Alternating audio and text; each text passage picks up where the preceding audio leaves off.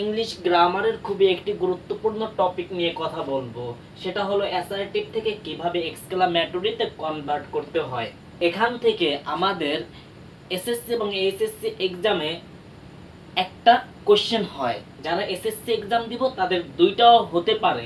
তাহলে আমরা দেরি না করে দেখে নেই কিভাবে অ্যাসার্টিভ থেকে এক্সক্লামেটরিতে কনভার্ট করতে হয়। খুবই ইজিয়েস্ট ওয়েতে দেখে নিব সেটা। যদি সেন্টেন্সের ভিতরে আর্টিকেল এ অথবা এন থাকে তাহলে আমরা শুরু করব হট এ অথবা এন দ্বারা, হট এ অথবা হট এন দ্বারা।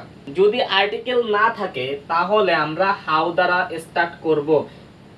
কি বলছি, যদি আর্টিকেল এ অথবা এন থাকে তাহলে শুরু করব হট এ অথবা হট এন দ্বারা। যদি এ থাকে হট এ, যদি এন থাকে তাহলে হট এন দ্বারা। আর যদি আর্টিকেল না থাকে তাহলে স্টার্ট করব হাউ দ্বারা। আরেকটা কথা মনে রাখবেন, যদি ভেরি থাকে, ভেরি বাক্যের ভিতরে যদি ভেরি থাকে তাহলে ভেরি উঠিয়ে দিব, আর যদি না থাকে তাহলে তো দরকারই নাই, মনে থাকবে।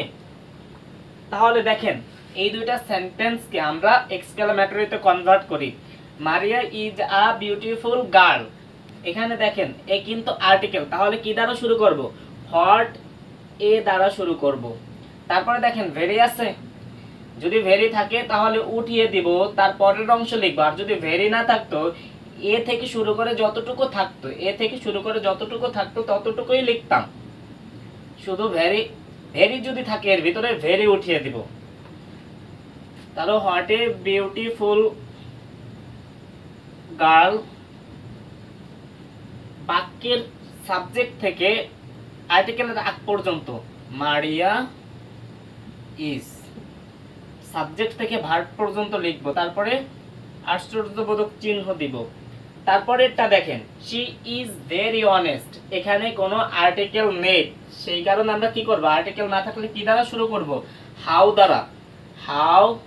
তারপরে ভেরির পরের অংশ অনেস্ট, যদি ভেরি না থাকতো তাহলে এটাই লিখতাম, ভার্বের পরের অংশ। তারপরে সাবজেক্ট থেকে ভার্ব পর্যন্ত শি, শি ইজ, লাস্টে আশ্চর্যবোধক চিহ্ন দিব। একেবারে খুবই ইজি ওয়েতে আমরা শিখে ফেললাম কিভাবে অ্যাসার্টিভ থেকে এক্সক্লামেটরিতে কনভার্ট করতে হয়। এটা খুবই ইম্পর্টেন্ট, আর এখান থেকে প্রতিবার কোশ্চেন হয়।